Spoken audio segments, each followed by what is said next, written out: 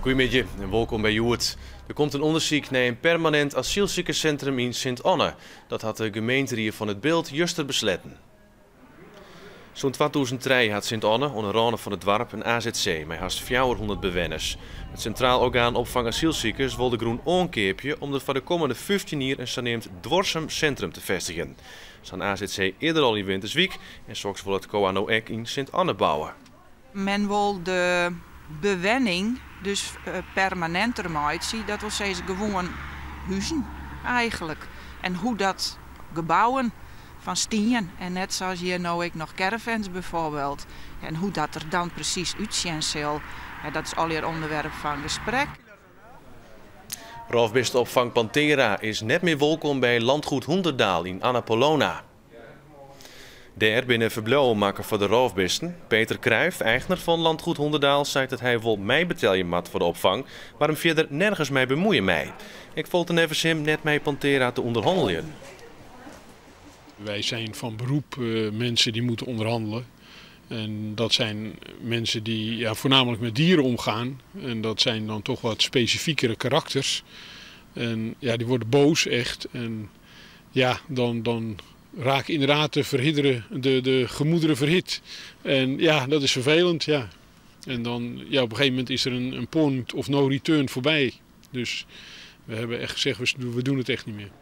De Cruijff zal op zich naar oren roofbesten om op te vangen. En daar zit nevens Pantera nog correct de crux. Zij denken dat Hoenderdaal neer van doel weer staat om de besten van Pantera op te vangen. Pantera wil nog heel tijd de besten graag naar Hoenderdaal gaan, maar dan moet de zorg voor de besten wel garanderen worden. Zolang het kind moet Nederland helpen bij de wederopbouw van Afghanistan. Dat vindt al eerst politietrainer Tjette Velstra van Jesterwoude. Hij is even waarom in Nederland voor verlof.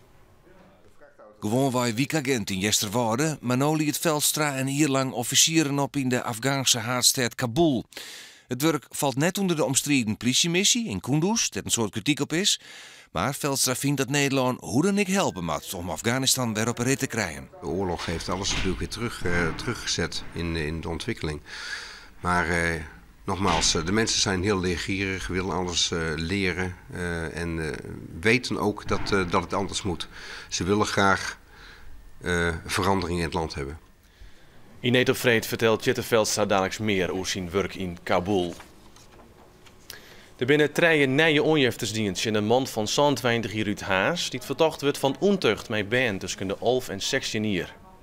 De onjeften komen uit de groep van 30 slachtoffers. Een pad van de slachtoffers koerde de man van de voetbalclub dat hij trainer wie. Met elkaar binnen de nou 11 onjefters. De Hazer filmen en fotograferen de band bij hem thuis. De rugbank had eerder deze week bepaald dat de man nog 60 dagen langer vastzitten blijven moet.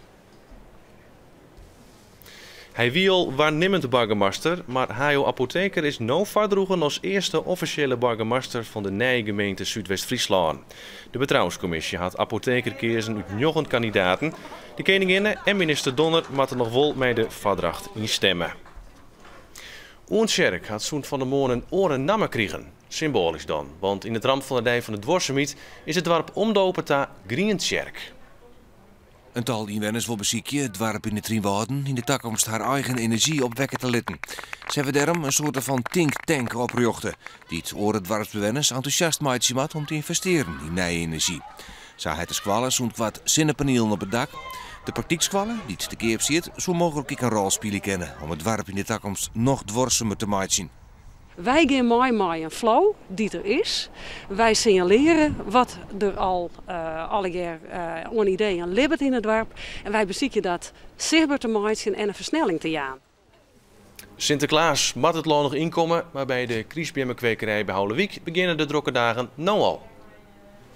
Kweker Arjan Land is druk dwaande om de bjemmen uit de groen te heljen, want de winkels en de tuincentra willen die bjem voor 4 december binnen hebben. Er is dit hier een tekwart om kriesbjem, om te zijn ze hier verliezen soort kwekers mee ophouden binnen. Een kriesbjem had 4 jaar nodig om te groeien en daarom is er nou pas een tekwart. De prijzen binnen om deze reden zijn 15% hoger als vorig jaar. Maar dat is net het enigste, ze binnen dit hier volle litser. We staan hier in het veld van, ze zijn rond de 1,20, 1,50. En eigenlijk moeten ze nog een jaar staan, maar er is zoveel vraag naar de bomen, dus ze gaan weg. En dan nog het waar. Winter wordt het fris nog net. Joen vannacht klart het wol op. Is er plaatselijke kans op groenfrost. Morgen zinnen, maar ook wel wat bewolking. Het wordt een graad of 10. En de wind die is matig en die komt uit zuidelijke richting. En ontzaf hier het Frieske Nijs in het kwad. Meer op uw website en om 6 uur in een nijjoet. Graag ontdaan.